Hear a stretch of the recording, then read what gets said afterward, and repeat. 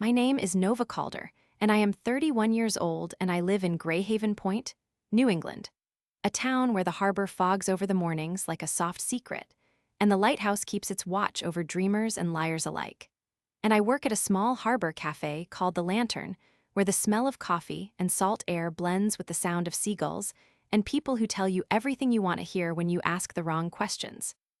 And I am a woman who believes in steady routine and honest weather, in keeping promises as surely as I keep the clock's wound. And I think my life is safe enough until the day my partner sits across from me at the enamel counter with a careful smile and says that his brother will visit for 1 week, and his cousin will visit for another week, and that is all. And he asks me if I mind, and I tell him I do not mind. Because I am not the kind of woman who throws a fit over a plan that seems ordinary even if the air between us feels a hair too light. And so I nod, and I pour his coffee, and I watch him look at his cup as though the tea leaves might tell him more about the day than his own words do. And that is how the whole thing begins, with an ordinary lie tucked into a sentence, a lie that feels small and harmless. A lie that feels like the hinge of a door that might either swing open to better days or slam shut in my face. My partner, who I will call Eli, because that is who he is in most of the stories we tell ourselves, has a charm that could soften any room, a way of letting you feel seen even when your own eyes are tired. And he has lived in Greyhaven Point long enough to know every shop, every face, every routine. And he uses that knowledge like a musician uses a piano, with a light touch that makes you believe you are listening to something true. And I do not want to admit that I have learned to trust him more than I should.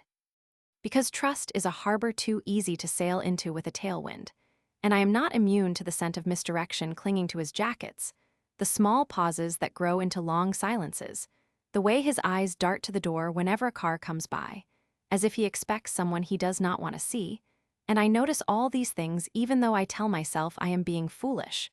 And I decide to give him the benefit of the doubt because I am a patient person who believes in giving people room to breathe. And perhaps I am also the kind of woman who wants to see the good when the world has offered little reason to believe in it. And so I accept his explanation about the visitors, and I tell him that is fine. And then the weeks pass with no more questions asked and no more surprises. And I begin to feel as if my life has settled into a quiet rhythm like a boat riding a gentle swell. And I tell myself that I must be grateful for the small, ordinary days that do not demand much of me. And I go to bed each night with the soft sound of the harbor in my ears, as if it were someone whispering that everything will be all right.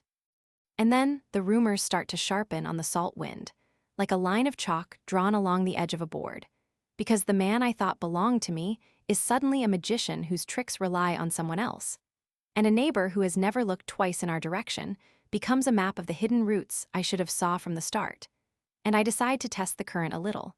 And I reach out to a woman who would know what the truth sounds like when it speaks in a voice that does not hesitate. A woman I have never met but who has a way with words that can break a heart without shouting, and I write to her. A simple message that says I am in a relationship with the man she is about to meet. A message that breaks the polite silence that holds a town together, and I wait. And when she writes back, she sounds calm, almost bored, and she says she knows nothing about him except that he is charming and that she is better than him, and she says she will collect her things and go.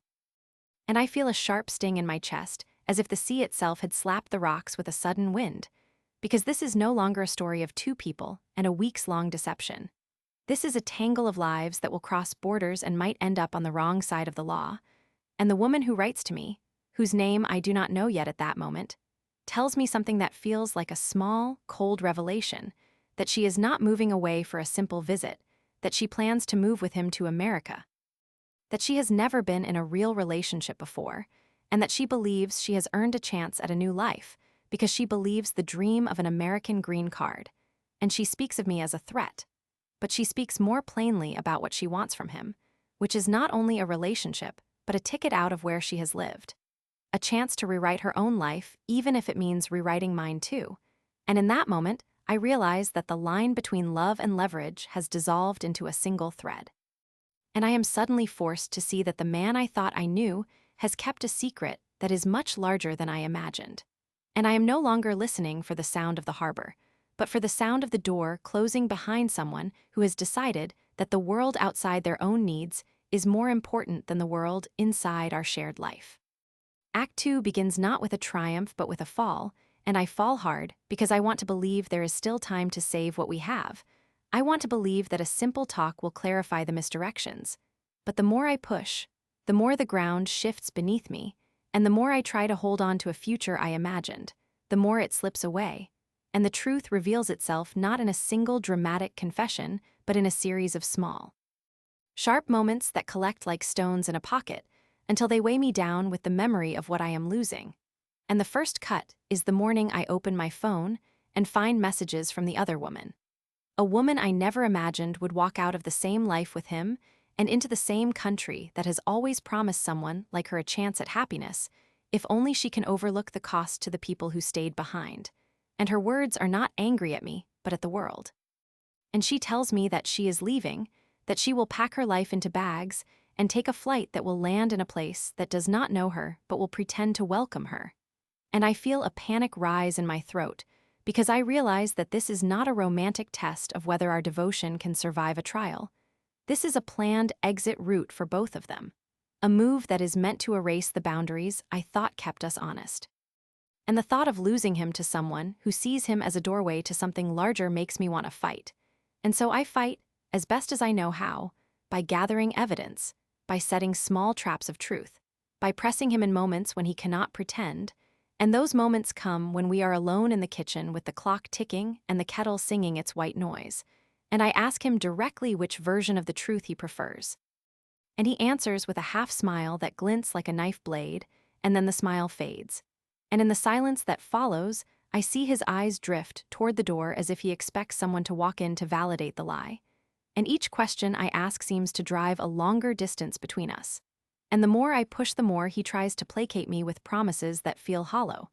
And I begin to realize that the problem is not a mere misunderstanding, but a choice he is making. A choice to keep two roads open at once, even when I am standing at one end of the fork. And the weight of that realization lands on me with the slow, terrible certainty that I cannot follow him down that road, that I cannot pretend to be the same person who would accept a life built on stealth, that I must pick a path that looks like letting go even if it feels to the bone like losing a part of myself. And it is the lowest I fall in this entire ordeal. Because I have believed in him with the stubborn faith I deploy only for the people I truly love, and to see that faith eroded by a practical calculus of escape feels like a betrayal of the kindest parts of my heart, and I am left breathless and broke and alone in the kitchen, while the harbor outside continues its indifferent march. And the town begins to look at me with new eyes, not as a woman in a stable relationship, but as someone who is being tested by life itself. And I cannot decide whether to blame him or to blame the system that keeps pulling people apart with promises that are easy to believe until they demand payment in full. And the more I search for a clear reason, the more I realize there is only a fog of rationalizations and fear. And in that fog, I begin to notice my own strength waking up inside me, the stubborn spark that says I am not finished here, that my life is not a footnote to someone else's ambition. And so I decide to hold on to the truth I can name, which is that I deserve a partner who does not audition for a new life while leaving my heart on a shelf. And I decide to move toward the place where I can breathe again, which means confronting the possibility that I am not enough for him, and perhaps never will be, but that is a price I am willing to pay if the alternative is to become a shadow in someone else's story. Act 3, the final act, comes with a thunderous quiet rather than a fireworks display. And I know in that moment that the choice to end this is not just about me, but about the life I want to build for myself after the long, cold ache has loosened its grip on my chest. And so I plan one last confrontation that is less about revenge and more about reclaiming control over my own narrative. I invite Eli to meet me at the edge of the harbor under the old gray crane, where the town gathers to gossip about boats and weather and the kind of futures people pretend they will have when they are not brave enough to admit the truth. And I confront him with the evidence I have gathered, not to humiliate him in front of strangers, but to refuse to pretend that the broken pieces can reform into something that shines again. And the moment when the truth lands, like a heavy wave breaking over the jetty, is the moment I realize I am not the villain in this story. I am the person who has learned to hold a line, to stop giving away parts of me to people who only want to borrow them, to finally decide that I am worth more than a bargain. And then I tell him that I am not the one who is ending us by leaving him. It is him who is ending us by choosing a dream that does not include me, and I tell him that I hope he finds what he is looking for, and I hope the two of them discover enough about life to fill the space between them.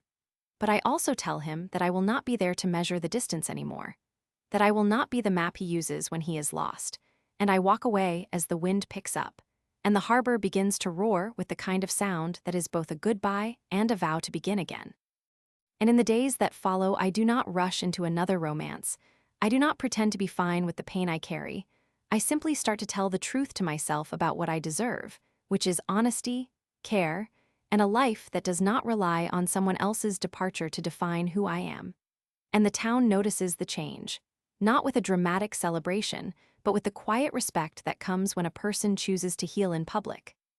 And I reopen the lantern with a new menu and a new sign that reads that there is always room for one more chance, and I begin to connect with customers in a different way, listening not for the lie that hides in their words, but for the vulnerability that lives in the pauses between them. And I realize that the hardest part of the night is not the fear of being alone, but the fear of staying small. And I refuse to stay small any longer. And I learn to love the sea again, not as a spectator, but as a neighbor who knows the waves by name. And I discover that my life can be larger than the pain I have carried. And if there is a twist in this ending, it is that the green card dream never comes true for either of them in the way they imagined, and the world does not reward their choices with a neat, fair rescue. But inside me, there grows a new decision to build a life based on my own terms, a life that belongs to me and to the people who stay. A life where I am not measured by who I am with, but by who I am becoming.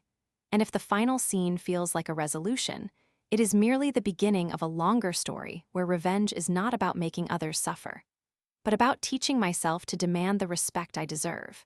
And as the veil of summer lifts from Greyhaven Point and the harbor returns to its ordinary rhythm, I realize that the real victory is simply surviving with my dignity intact and finding a way to love again.